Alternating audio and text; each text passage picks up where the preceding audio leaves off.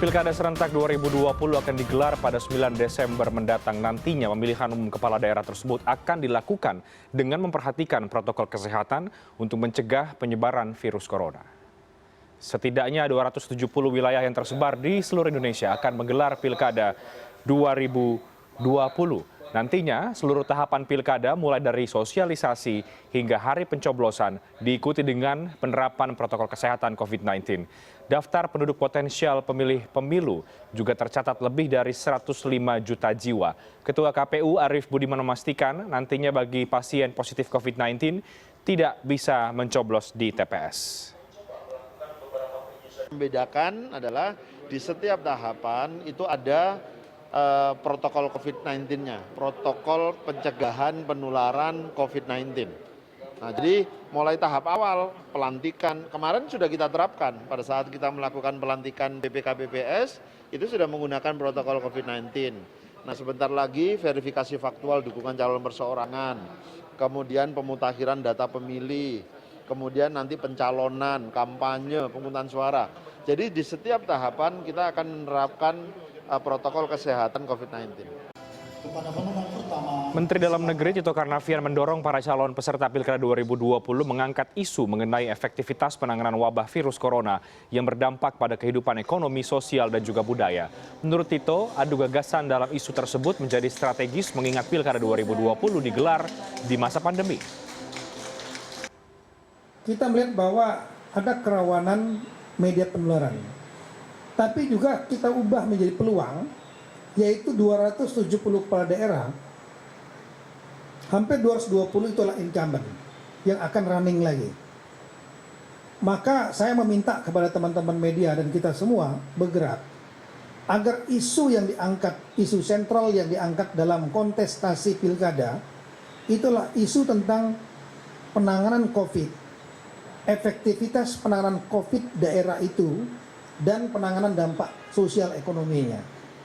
Ya, di tengah kontroversi pilkada yang dilaksanakan di tengah pandemi, Mendagri Tito Karnavian justru melihat Pilkada 2020 sebagai peluang untuk membuktikan bahwa penanganan COVID harus menjadi isu sentral dalam pilkada dan dapat mengurangi dampak dari COVID-19. Benarkah isu pandemi bisa menjadi amunisi baik bagi kandidat petahana ataupun juga penantang untuk bisa memenangkan kontestasi? Bagaimana kemudian dengan kerawanan yang masih menjadi ancaman jika pilkada tetap dilaksanakan di tengah-tengah pandemi? Kita akan coba bahas pada malam hari ini dengan 3 narasumber yang sudah hadir dari luar studio. Ada Bang Ahmad Doli Kurnia, Ketua Komisi 2 DPR RI. Selamat malam, Bang Doli, apa kabar? Selamat malam, Assalamualaikum warahmatullahi wabarakatuh. Alhamdulillah baik. Baik, Waalaikumsalam Bang Doli. Dan juga ada Pak Bahtiar Baharudin, Kapuspen Kemendagri. Pak Bahtiar, selamat malam, apa kabar? Selamat malam, Assalamualaikum. Waalaikumsalam. Dan ada Mas Agus Melas, Direktur Sindikasi Pemilu Demokrasi. Selamat malam, Mas Agus. Sehat, apa kabar? Selamat malam, Bung Renhat. Baik. Kita coba bahas pilkada di tengah pandemi corona, Bapak-Bapak sekalian. Menarik ya, ketika saya mungkin ke Kemendagri dulu, Pak Bahtiar, ketika Pak Tito cukup optimistis bahwa seharusnya di pilkada ini di tengah pandemi bisa mengangkat isu-isu yang terkait dengan COVID-19 agar mungkin lebih substansial begitu, tidak lagi bisa atau tidak lagi bermain pada isu-isu primordial misalnya. Tapi ketika kemudian menyampaikan ini ke publik, Pak Bahtiar, mungkin Anda bisa menggambarkan kepada kami ini maksudnya seperti apa, Pak? Karena kemudian iya bahwa bisa juga memang ini menjadi satu peluang ya, tapi di sisi yang lain kan jangan sampai mengaburkan bahwa masih ada loh kontroversi pilkada di tengah pandemi ini karena memang ancamannya masih nyata sebetulnya, Pak Bahtiar. Ya, saya kira soal pandemi itu sudah selesai diskusi sebenarnya karena semua negara kan menghadapi itu. Dan semua negara, hampir semua negara mengambil kebijakan menuju kenormalan baru. Ya. Nah, dalam konteks kehidupan bermasyarakat, berbangsa dan bernegara, bahwa hari ini seluruh kehidupan kemasyarakatan, kebangsaan, kenegaraan kita kan tetap harus berjalan. Tetapi harus aman dari COVID-19. Kita sebut itu adalah membangun tatanan baru yang produktif, tapi aman dari COVID-19. Nah, bagaimana kita melanjutkan kehidupan demokrasi kita khususnya pilkada, baik kualitasnya dari segi proses sukses, kemudian outputnya juga sukses. Nah, tanda tangan ini harus kita ubah jadi peluang. Jadi bagaimana mengubah tanda tangan, tentu memang tantangannya pasti lebih berat, pasti. Karena dalam pilkada normal juga selalu saja memang ada hal-hal yang memang harus kita harus dorong terus, misalnya bagaimana partisipasi masyarakat, kualitas proses, kemudian berbagai hal-hal yang selalu timbul di setiap kontestasi pilkada maupun pemilu. Nah, bagaimana mengubah ini? Nah, hari ini musuh bersama masyarakat itu namanya COVID-19. Seluruh masyarakat merasakan itu. Dan juga dampak dari pandemi itu, baik dampak sosial maupun dampak ekonomi ataupun dampak lainnya. Nah, itu sekarang yang dihadapi seluruh warga bangsa kita. Nah, oleh karenanya kita ubah ini jadi peluang. Gitu. Maka tentu sekarang para calon kepala daerah untuk merebut hati masyarakat untuk memilihnya, tentu kan harus mengajukan visi, program, kemudian tawaran-tawaran gagasan, inovasi. Nah, inovasi, tawaran program yang dibutuhkan masyarakat hari ini sesuai dengan kondisi objektif yang dihadapi masyarakat hari ini. Nah, bagaimana mereka bisa tetap produktif tapi aman dari COVID-19. Nah, tawaran-tawaran program ekonomi, program-program sosial, bagaimana cara mengelola soal pandemi. Nah, hal-hal itulah nanti pertarungan gagasannya gitu. Itu Mas yang akan terjadi. Nah, dengan demikian, karena ada pertarungan gagasan seperti itu, maka justru masyarakat akan mendapatkan keuntungan, akan mendapatkan pemimpin terbaik yang akan memimpin daerahnya ke depan di tengah krisis ini. Karena krisis ini secara data dan informasi dan hasil juga menunjukkan bahwa kita masih akan menghadapi di tahun-tahun mendatang. Jadi memang yang dibutuhkan oleh daerah, khususnya 270 daerah ini bukan pemimpin biasa, tapi memang pemimpin di masa krisis. Jadi pemimpin masa krisis itu memang punya kemampuan X+1, kalau perlu X+2 dan seterusnya. Inilah yang dimaksud beliau. Mas, ya. Jadi membangun optimisme di tengah kita memang sedang menghadapi namanya wabah pandemi itu. Baik. Gitu, Mas. Baik, itulah mengapa kemudian isu COVID seharusnya bisa menjadi substance dari adu gagasan antara kandidat, maksud Anda begitu ya. Saya coba ke Bang Doli deh, dari Komisi 2 DPR melihat soal ketika isu COVID ini dihadapkan dengan pilkada. Bang Doli, apakah benar bahwa ini bisa menjadi substansi tersendiri, ini bisa membuka mata kita semua bahwa ini justru baik untuk bisa memilih calon-calon terbaik, atau justru sebetulnya secara politik bisa merugikan juga bagi petahana, karena kan yang sedang berhadapan dengan COVID ini kan adalah para petahana yang mungkin saja maju lagi nantinya. Komisi 2 melihatnya bagaimana, Bang Doli, pilkada di tengah corona ini? Jadi saya kira ada hikmah sebetulnya ya. Kalau kita kaitkan pelaksanaan pilkada, apalagi dikaitkan lagi tema kampanye. Saya sering mengatakan itu sudah fakta sebetulnya. Perhelatan pilkada ini kan sudah berproses panjang. Artinya sejak mulai dari 2019 ketika tahapan para kandidat atau bakal kepala daerah baik yang petahana dan perhana itu kan sudah mempersiapkan diri sebetulnya dari jauh-jauh. Nah, begitu masuk ke dunia diterpa pandemi COVID-19, ini kan memang ada dihentikan ya, di hold gitu. Nah, tetapi di dalam konteks ini, walaupun tak hold, ini si para kandidat juga terus melakukan sosialisasi kan. Bedanya kan pilkada-pilkada sebelumnya adalah kalau dulu tema di pilkada masa itu beragam, ya kan? Ada yang membawa isu soal pendidikan, ada yang membawa isu soal struktur, kemudian soal kesehatan. Nah, dengan adanya ini tema atau judulnya hampir sama, ya kan? Dan media kampanye pun juga hampir sama. Kita bisa lihat tren di awal-awal itu tema kampanye atau media kampanyenya bagi-bagi kan? Terus kemudian beranjak meningkat bagi sanitizer, kemudian bagi plastik tangan. Nah, sama-sama bako sudah mulai kena dampak sosial dan ekonomi bagi masyarakat yang terkena imbas dari pandemi. Nah, ini sebetulnya memudahkan masyarakat untuk menilai leadership dari petahana maupun non petahana. Makanya saya kurang setuju selama ini ada yang mengatakan bahwa dalam situasi COVID ini selalu yang diuntungkan adalah petahana. Bahkan tadi kan Dr. Rehat mengatakan sekarang ini tantangannya justru lebih berat bagi petahana. Ya, apakah misalnya kepemimpinan tentunya yang ditunjukkannya selama 4 tahun itu bisa kompatibel nggak dengan krisis sekarang? Ya. Karena leadership itu nggak mudah. Orang yang punya kemampuan leadership di masa normal belum tentu bisa juga diterapkan di masa yang krisis. Nah, oleh karena itu sekarang terbuka semuanya peluang itu. Nggak ada lagi misalnya ada hak privilege atau misalnya sudah dipastikan ada jaminan petahana menang atau tidak. Sekarang semuanya kembali startnya sama. Tempo sama, media kampanye juga sama. Nah, tinggal ditunjuk kemampuan. Walaupun ya, saya sering mengatakan di dalam tahapan-tahapan ini harus diberi kesempatan kepada kandidat-kandidat ini ada media-media untuk menyampaikan visinya ke depan sebagai apa 5 tahun ke depan ini untuk membangun atau memajukan daerah ini.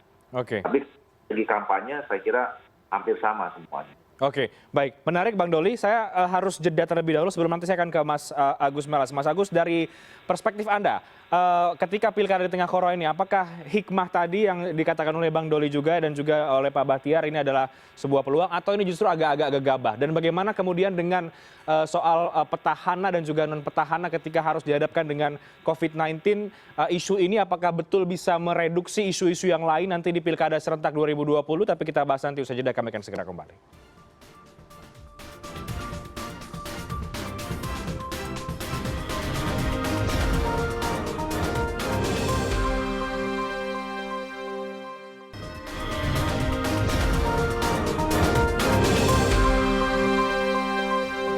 Baik, pilkada di tengah pandemi corona. Saya akan ke Mas Agus Melas dari Direktur Sindikasi Pemilu Demokrasi. Mas Agus, Anda sepakatkah dengan Pak Tito bahwa pilkada di tengah pandemi ini justru bisa membuat peluang yang baru agar kemudian kita bisa tahu lebih dalam soal visi dan juga misi para kandidat di tengah krisis seperti ini, atau ini justru malah membuat masalah yang baru karena kita masih dihadapkan dengan ancaman soal pandemi ini?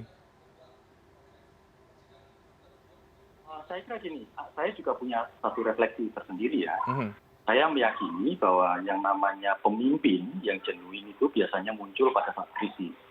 Dia akan dipaksa untuk mengembangkan banyak alternatif, banyak inovasi yang kemudian ditawarkan pada publik.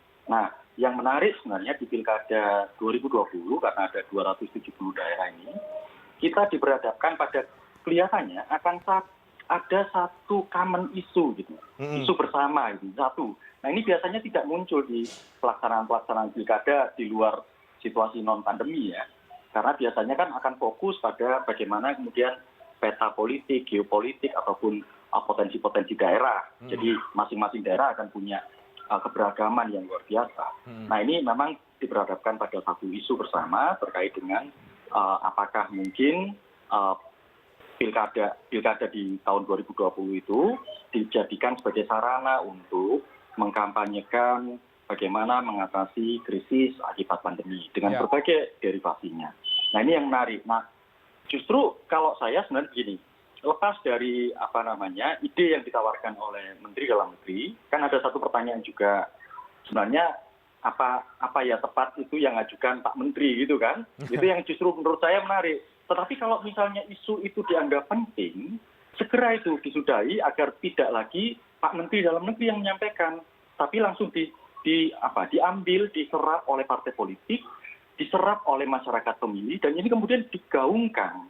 Nah, nanti baik petahana maupun calon penantang juga akan diperhadapkan pada isu-isu lain ya, yang warisan-warisan sebelumnya, sebelum ada pandemi, itu kan juga muncul. Misalnya, akibat dari pandemi ini kan kemampuan fiskal daerah berubah, PAD-nya berubah, turun segala macam, itu juga jadi satu bahan baik itu incumbent maupun non-incumbent. Jadi saya setuju juga sama yang disampaikan Ketua Komisi 2, Bang Doli, yang menyatakan bahwa ini sebenarnya posisinya pada akhirnya equal gitu. Baik petahana maupun non-petahana punya peluang yang sama. Karena begini, kalau misalnya petahana diuntungkan misalnya ya seperti itu dengan banyak pihak, karena akses terhadap bansos segala macam, ya tetapi penantangnya juga akan sangat keras menggunakan isu itu. Bahkan penantangnya juga sangat punya amunisi yang banyak untuk membeberkan berbagai persoalan yang kemudian dihadapi oleh masyarakat di masing-masing daerah. Saya kira refleksi saya di sana justru. Ini menarik kalau kemudian justru partai politik, pasangan calon, dan kemudian masyarakat pemilih, termasuk kelompok-kelompok masyarakat sipil, itu kemudian mendorong dan menjadikannya sebagai satu isu bersama di Pilkada 2020. Dan itu kalau seragam di 270 daerah, itu luar biasa. Tapi baru kali ini ada pilkada tapi satu tema isunya nasional gitu kan. Iya. Juga, baik, Mas Agus, gitu. tapi bisa tidak itu bisa mengurangi atau mereduksi isu-isu yang biasanya dipakai tapi tidak substansial soal primordialisme, SARA dan lain sebagainya? Ya, kalau dia misalnya jadi common isu, sebenarnya kan dia bisa menjadi semacam mainstream baru untuk mengurangi potensi yang selama ini ya etnosentrisme segala macam ya. Sejak tahun 2005 kan kita tahu di pilkada langsung itu gejala-gejala SARA segala macam itu makin menguat. Nah, tetapi tetap problem yang paling utama itu kan tujuan dari pilkada sendiri. Sebenarnya sarana bagi partisipasi publik di wilayah tingkat lokal dan kemudian potret-potret daerah itu yang kemudian diungkap.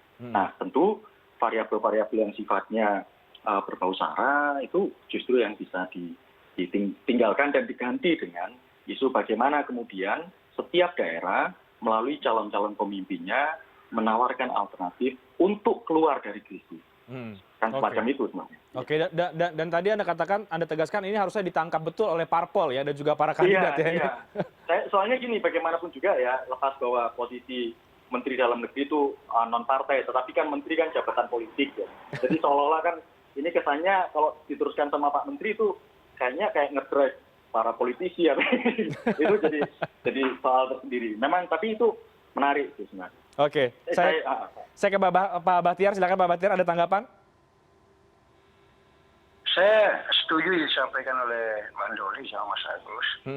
Sejak kita baca sejarah dan juga kita melihat sejarah, setiap sejarah itu bangsa-bangsa di dunia, setiap sekali terjadi krisis biasanya melahirkan pemimpin, baik pemimpin sosial maupun pemimpin politik atau pemimpin negara yang terbaik. Nah, hari ini bangsa kita sedang dan seluruh bangsa dunia sedang mengalami krisis, namanya pandemi. Nah, situasi seperti ini, kalau kita belajar dari sejarah pemerintahan atau sejarah politik, pasti ini harus ditangkap. Suasana seperti ini biasanya melahirkan pemimpin. Karena kualitas pemimpinan seseorang akan diuji di masa-masa krisis. Seperti Bang Doli bilang tadi, memimpin di masa krisis dan memimpin di masa normal jauh berbeda. Oleh karenanya, bahasa kami adalah warga masyarakat di 277 daerah berhak mendapatkan pemimpin terbaik untuk memimpin di masa krisis tahun-tahun ke depan. Dan ini bukan situasi yang mudah. Tentu orang yang mampu membangun optimisme, membangun cara-cara baru, tadi kenormalan baru, bagaimana bisa produktif, tapi nyatanya faktanya, COVID itu fakta ada di tengah-tengah kita begitu. Saya kira gitu. Baik. Saya ke Bang Doli. Bang Doli, oke, pilkada tetap dilaksanakan di akhir tahun di tengah COVID karena ada banyak sekali pertimbangan. Tapi kemudian kan juga masih banyak suara-suara keraguan atau kekhawatiran dari masyarakat ya Bang Doli. Apalagi kemudian kalau kita lihat IKP pilkada yang dikeluarkan oleh Bawaslu tahun 2020 ini yang mutakhir ya IKP-nya terdapat 27 kabupaten kota yang terindikasi rawan tinggi dalam konteks pandemi. Nah, dalam konteks ini artinya semua pihak penyelenggara baik KPU, Kemendagri atau mungkin juga DPR harusnya kan perlu lebih cermat lagi, perlu mengatur sedemikian rupa agar kemudian apa yang ditakutkan tidak terjadi, Bang Doli. Seperti apa? Iya, pertama kan begini, proses sampai kita mengambil keputusan pelaksanaan 9 Desember 2020 ini kan juga cukup panjang. Perdebatannya juga tidak sederhana, jadi tidak ujuk-ujuk. Nah, dalam perdebatan itu juga semuanya membicarakan bagaimana mengantisipasi sampai hal-hal yang paling terburuk gitu. Nah, dari pembicaraan itulah maka kemudian dihasilkan ada perubahan-perubahan atau penyesuaian peraturan, ya. Mulai dari undang-undang yang harus dirubah dengan peraturan pengganti undang-undang, terus kemudian munculnya aturan-aturan baru dalam tataran teknis, misalnya peraturan KPU dan peraturan Bawaslu yang tadinya tidak ada satu peraturan khusus yang menangani yang membicarakan soal penerapan standar protokol kesehatan COVID-19, sekarang ada peraturan KPU yang baru khusus untuk itu gitu. Nah, itu kan semua dalam rangka untuk supaya hal-hal yang tadi kita khawatirkan, bahwa katakan ada orang yang bilang nanti kalau pilkada misalnya akan terjadi klaster baru gitu ya, penyebaran COVID.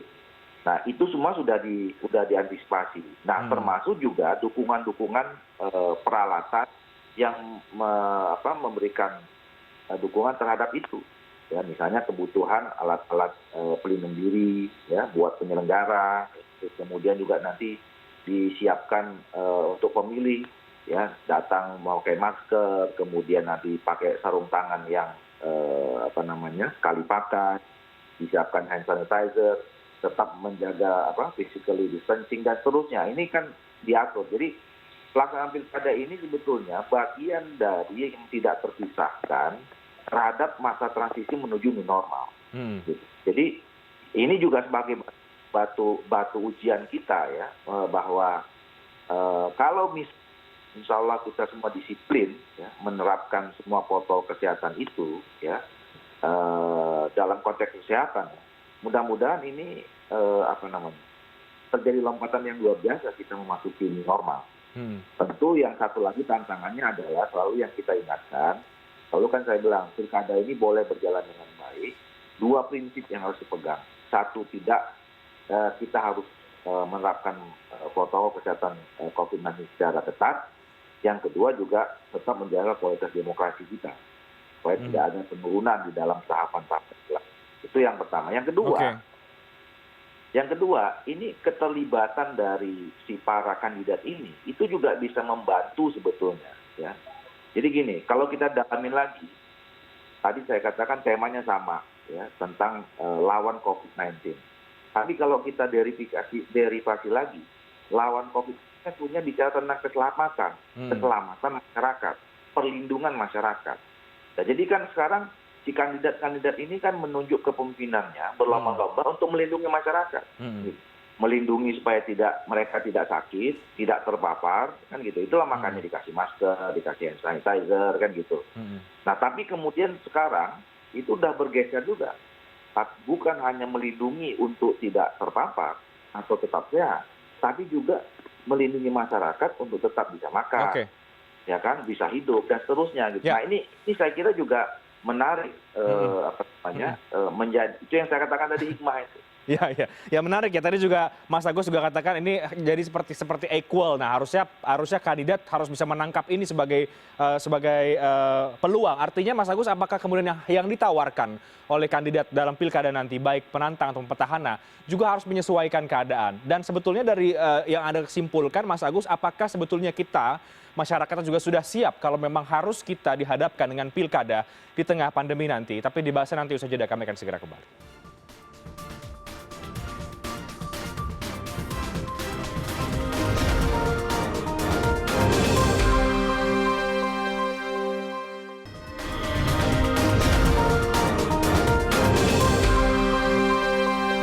Baik, segmen terakhir dialog, jadi kesimpulan saja untuk semuanya. Saya ke Mas Agus Melas. Mas Agus, jadi menurut Anda yang Anda simpulkan, apakah memang kita sudah siap, masyarakat dan juga penyelenggara, untuk menyelenggarakan pilkada di tengah pandemi ini? Dan bagaimana juga dengan para kandidat ini, antara penantang dan juga petahana? Artinya harus ada penyesuaian dengan apa yang mereka tawarkan kepada masyarakat. Ini kan persoalannya bukan urusan siap tidak siap. Di bawah protokol kesehatan itu harus diterapkan dalam kehidupan kita sehari-hari sampai waktu yang mendatang, sampai ditemukannya katakanlah vaksin. Ada ataupun tanpa ada pilkada, kan gitu. Nah, problemnya sekarang pilkada. Nah, saya kira mungkin refleksi saya begini, mungkin pilkada ini menjadi semacam akselerasi untuk masyarakat itu beradaptasi secara cepat terhadap situasi pandemi. Maka mereka harus menetapkan protokol kesehatan secara ketat. Dan saya lihat setidaknya begini, ada sekitar 3 juta personel penyelenggara pemilu yang sampai level bawah itu yang akan menjadi agen untuk membuat masyarakat pemilih menjadi lebih ramah. Itu masih dari sektor penyelenggara itu, lebih ramah terhadap penerapan protokol kesehatan. Belum lagi nanti kalau kemudian ketentuan-ketentuan peraturan pelaksana itu juga diterapkan pada para kandidat, pasangan calon, termasuk tim sukses dan tim kampanye. Jadi artinya pilkada ini, ya tentu saya berharap kita tidak, kalau misalnya mengurangi penularan COVID, mungkin tidak, tetapi meminimalisir potensi penyebaran lebih luas, karena ada agen-agen yang lebih jutaan orang itu akan bergerak secara aktif untuk memastikan bahwa penerapan ini dilakukan, penerapan protokol kesehatan. Itu yang menurut saya yang bisa direfleksikan. Nah, tinggal kan begini sekarang, urusannya kan tinggal nanti kok urusannya di pemerintah dan Komisi 2 ya, karena nanti ada kebutuhan urusan anggaran, nanti ada kebutuhan untuk urusan mempercepat misalnya peraturan pelaksana agar memastikan semua kekhawatiran kita bisa mereda. Oke, untuk petahana dan juga penantang, Mas Agus, singkat dari Anda bagaimana apa yang harus disesuaikan? Artinya kan tentu narasi kampanye juga berbeda, toh? Ya, tentu. Narasi kampanye akan berbeda, tetapi tetap kan sebenarnya problem-problem tentang daerah yang paling mengetahui dan punya pengalaman tentu pasangan calon itu sendiri. Nah, saya kira ide ini seharusnya segera ditangkap dan kalau bisa antara penyelenggara pemilu itu membuat tuh komunike damai di tiap daerah dengan tema selain pilkada damai, substansi demokrasi tercapai juga dalam rangka mengatasi krisis-krisis yang dimunculkan akibat pandemi COVID-19. Saya kira di situ. Baik, Pak Bahtiar, ada 270 wilayah di Indonesia, meliputi 9 provinsi, 224 kabupaten, 37 kota. Untuk meminimalisir yang tadi Mas Agus katakan, penularan tadi, mudah-mudahan tidak menjadi klaster yang baru, kita berharap tentunya. Harus siap dong semuanya artinya kan dari Kementerian Dalam Negeri juga. Seperti apa sudah kesiapannya untuk menuju ke sana, Pak Bahtiar? Saya kira seluruh jajaran pemerintahan sampai level bawah ya, desa kelurahan seluruh Indonesia, dan masyarakat juga, swasta seluruh bekerja, partai politik bekerja, DPR bekerja, semua bekerja hari ini untuk mengatasi COVID-19. Jadi tak ada satu bekerja. Nah, apa makna besarnya kita melaksanakan ini? Ini bukti bahwa negara ini setiap pada demokrasi. Jadi walaupun ada terjadi cobaan lah, katakanlah seperti itu di tengah bangsa kita, tetapi kita tetap melanjutkan proses demokrasi kita. Memilih pemimpin dipilih secara langsung, yang memang rutin lakukan 5 tahun, tetap harus kita lanjutkan dengan tentu meminimalkan risiko-risiko yang akan terjadi. Tadi saya bagus sekali narasi Mas Agus tadi, ternyata ini mempunyai dampak langsung kepada kita, upaya kita juga untuk kampanye kesehatan. Artinya rekan-rekan penyelenggara 3 juta orang itu yang di level TPS kan 10 orang tiap TPS kali 300.000 ya 3 juta lebih. Itu juga menjadi orang-orang kan yang mengkampanyekan tentang pentingnya protokol kesehatan nanti. Paling tidak 6 bulan ke depan. Nah, artinya memang dampaknya banyak sekali ini. Justru kita artinya lagi-lagi kami katakan tadi bahwa ternyata tantangan ini bisa kita jadi peluang. Karena memang ini kan hanya soalnya tantangan ini bisa kita jadi peluang.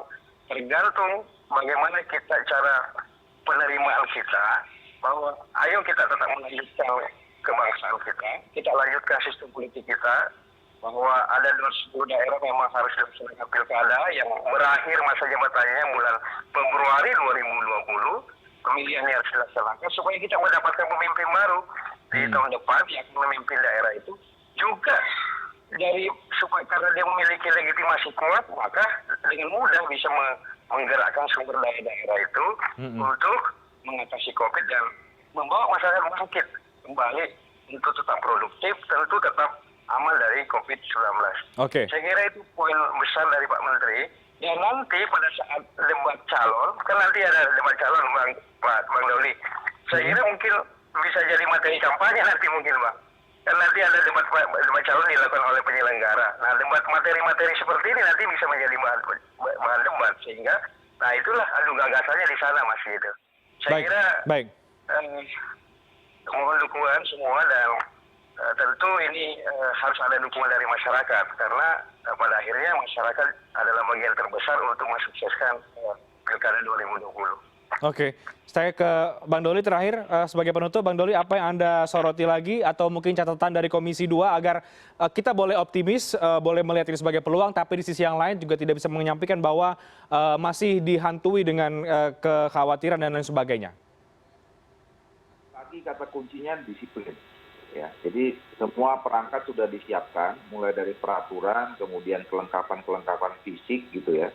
Jadi kalau memang tadi seluruh aparat penyelenggara pemilu ya bisa mengikuti protokol yang sudah disusun, yaitu melalui peraturan KPU dan peraturan Bawaslu, dia pasti sudah sekaligus akan menjadi agen untuk mengkampanyekan cara hidup sehat menerapkan protokol COVID-19. Gitu. Tetapi sebaliknya, ya kalau tidak disiplin, maka itu yang kita khawatirkan, dia akan menambah kluster-kluster baru kemudian. Gitu. Jadi oleh karena itu, saya kira tantangannya juga kita semua, termasuk pemerintah, ya, bagaimana semua aparat-aparat yang memberikan dukungan terhadap pelaksanaan pilkada ini itu bisa disiplin untuk karena hanya itu yang juga nanti bisa dicontoh oleh masyarakat. Gitu. Nah yang kedua, nanti akan ada 2 stage atau 2 level yang akan menilai ya, si kandidat-kandidat ini, baik yang petahana ataupun non-petahana. Tadi kita membicarakan banyak soal di stage atau level masyarakat umum. Ya. Temanya sama, tentang lawan COVID atau menyelamatkan mereka sebagai masyarakat. Mereka menunggu, pasti mereka akan memilih pemimpin yang mereka rasa bahwa pemimpin inilah yang mampu melindungi mereka, ya, menyelamatkan mereka, menjaga mereka supaya tidak terkena COVID, selalu membuat sehat dan seterusnya, kemudian menjaga supaya mereka bisa tetap hidup, ekonomi baik dan seterusnya. Pasti itu. Tetapi kan ini dalam jangka pendek paling tidak menengah. Kita kan memerlukan juga pemimpin ini sampai 5 tahun ke depan. Yeah. Nah, karena itu di stage berikutnya adalah elit-elit ya. Katakanlah partai politik di daerah itu ya, di lokal ya, dan DPRD, elit-elit politik yang lain. Ini harus mengerti betul. Mereka harus meminta juga ya, menagih juga apa kira-kira visi misi si kandidat ini ke depan di dalam memajukan daerahnya. Nah, oleh karena itulah kami juga kemarin sangat sepakat dengan salah satu yang dibuat dalam peraturan KPU itu bahwa metode kampanye tetap memasukkan ada debat kandidat. Gitu. Oke. Mungkin debat kandidat itu buat masyarakat nggak penting lagi buat mereka, nggak masuk mereka. Tapi bagi elit-elit, ya DPR, politik lokal, kemudian tokoh-tokoh itu penting untuk mendengarkan itu dan kemudian nanti mereka yang akan mengontrol, mengawasi, menagih 5 tahun atau setelah COVID ini selesai, insya Allah sampai 5 tahun mendatang itu yang mereka akan kejar untuk membangun daerah. Baik, artinya parpol juga harus menghadirkan calon-calon yang mumpuni ini, Bang Doli. Ya, terus tidak COVID atau ada COVID ya harus disodorkan calon-calon yang terbaik. Oke, baik. Daerah itu. Baik. Terima kasih banyak. Mudah-mudahan apa yang kita bahas ini juga bisa menjadi evaluasi bersama dan poin-poin masukan dan sekali lagi tentu apa yang kita atau yang dikhawatirkan pilkada di tengah pandemi muncul kluster yang baru tidak terjadi atau tidak sampai ada masalah itu. Terima kasih banyak Bang Doli, Pak Bahtiar, terima kasih banyak, Mas Agus Melas, terima kasih banyak sudah bergabung bersama kami pada malam hari ini. Dan bagaimana sistem sirkulasi udara di gedung tertutup yang baik agar tidak mempermudah penyebaran virus corona? CNN Indonesia Newscast akan segera kembali.